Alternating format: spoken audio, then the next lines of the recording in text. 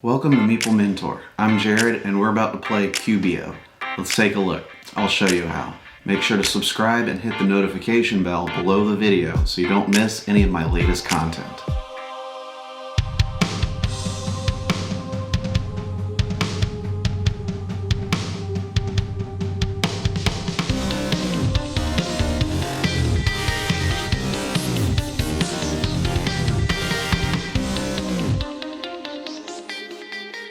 Cubeo is a rather unusual and currently obscure little perfect information two-player abstract strategy game, but it's not about getting a certain number of pieces in a row, nor is it about getting your pieces to the other side of the board or capturing your opponent's pieces. It's kind of a dice game, but there's no luck involved since you never roll the dice. It's kind of a tabletop game, but it doesn't use a board or any scorekeeping system. You won't find it on the shelf at your local game store, but there's a good chance you already own everything you need to play. Cubeo has its origins in the popular abstract game Hive. Hive can be thought of as its predecessor and inspiration. Cubeo is also known as a 2-6-D6 game. Any game that can be played with a set of 12 dice has gained that moniker. Intrigued yet? Stick around because I'm about to reveal to you the secret of how to play this simple yet surprisingly deep little game that only a tiny group of people scattered around the world have known about until now. Let's take a look. To play the game, you'll need two sets of 6-sided dice, also known as a D6. They'll need to be distinguishably different, so a set of 6 in 2 colors is needed. Give each player their own set of 6 dice. There are 3 rules that govern the game, 3 actions you will choose from each turn, and 2 ways to win. Randomly determine a first player. You may roll a die to see who goes first, and this would be the only time you can roll a die in the game. Each player's first turn is to place 1 die on the table showing 1 pip. The dice must be touching. The remaining 5 in each player's supply becomes their hand. Players take turns back and forth taking actions until someone wins. A player's turn consists of choosing to do one of 3 actions, either add a die to the formation, move a die along the formation, or merge 2 dice. To win, you must either block your opponent from being able to make a valid move, or be the first to merge dice to a value of 7 or more. Let's first review the 3 main rules of the game. The first is called the single formation rule. All the dice in the formation must always be connected to form a single group. Each die needs to be adjacent to and touching another die orthogonally. Diagonals are not counted as being connected. The second rule is based on the first and known as the freedom to move rule. You may not move or remove a die that would break the single formation rule. For example, this formation is one single connected group, but if I were to move this die, it would disconnect the group and be an illegal move. The last rule is called the slide rule. To add or remove a die from the formation, it must be able to enter or leave the formation of dice without being lifted off the table, hence sliding in or out. You are not allowed to move any other dice while doing this. I think of it as the outside edge rule. There are 3 possible actions you can take on your turn. Each turn, you may only do 1. You may add a die from your hand of dice to the formation. The new die always comes in with the single pip facing up. The new die must touch at least one of your dice in the formation, and it may not touch any of your opponent's dice. Diagonal corners are allowed since those are not considered adjacent. Remember to apply the slide rule as you add a die. You can move one of your dice along the formation.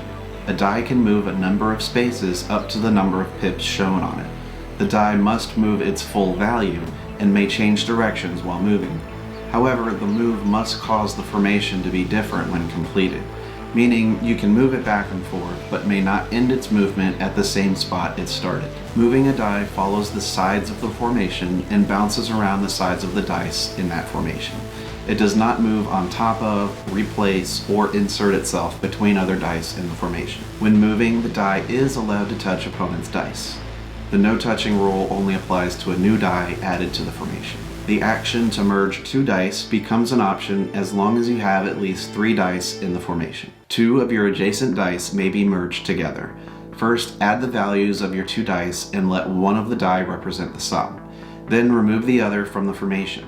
If you cannot legally remove one of the dice from the formation, you may not merge them. The removed die returns to your hand. If a player can't take a valid action on their turn, the other player wins. Or if you're the first to merge 2 dice to a value greater than 6, you win. That's really all there is to the game. It's a game that's easy to learn but hard to master. This isn't normally the kind of game I cover on my channel, but it's such a unique one I wanted to make a special exception. As you can see, Cubeo is an extremely portable game. 12 dice are so small and light that you can carry a set around with you all the time. Since it only takes 10 to 20 minutes to play, you don't even need much time. Of course, if you have more time to kill, a best 2 out of 3 or 3 out of 5 mini tournament can be pretty engaging. There's an interesting rule set expansion that's been added to the game by BGG users. I believe the inspiration was based on gameplay found in its inspiration hive.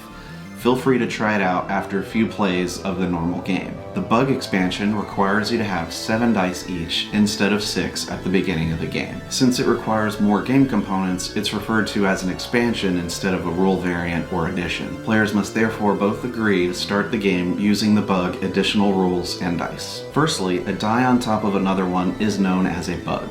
A bug always keeps a pip face of 1 and therefore only has a move of 1 available.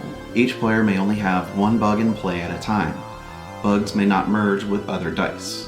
When merging 2 dice, instead of removing the extra die, you may promote it to a bug. Promoting a die to a bug is now a possible part of the merge dice action. Place the bug die on top of the merged die with a value of 1. When the bug moves off the die it merged with, the merged die underneath is returned to the player's hand. Any dice covered by a bug may not move or be merged in any way. You may add a die to the formation adjacent to your bug, even if the bug is covering an opponent's die. As long as you have a bug in play, you can only win by merging 2 dice to a value of 7 or more. A bug has 2 ways it can move. It can stay on the second level and move from a top 1 die to another adjacent die, no matter whose dice it is, or it can move downward back to the table level and resume its place in the formation, keeping its face value of 1. When descending down, it may not rejoin the formation where its edge touches an opponent's dice, just like adding a new die. Once the bug rejoins the formation at the table level, it ceases to be a bug. When playing the bug expansion, players also have 1 more action available to them. A player may, as an action, choose to dislodge an opponent's bug that covers one of their own dice. There are 2 ways you can do this. Firstly, you can dislodge a bug if you have your bug adjacent to the opponent's bug, and you have at least 2 of your dice adjacent to the covered one, each showing a pip value of 2 or more each. Secondly, you could have at least 2 of your adjacent dice to the one covered, showing a pip value of 3 each without the need for your bug. Then the opponent's bug may be dislodged and returned to their hand. The player who successfully dislodged the bug must now roll all their adjacent dice down to 1. Thanks for watching. Like and subscribe if you found this teaching helpful. Stick around to watch another Learn to Play video. And remember, teach when you can, but always be learning. See you next time.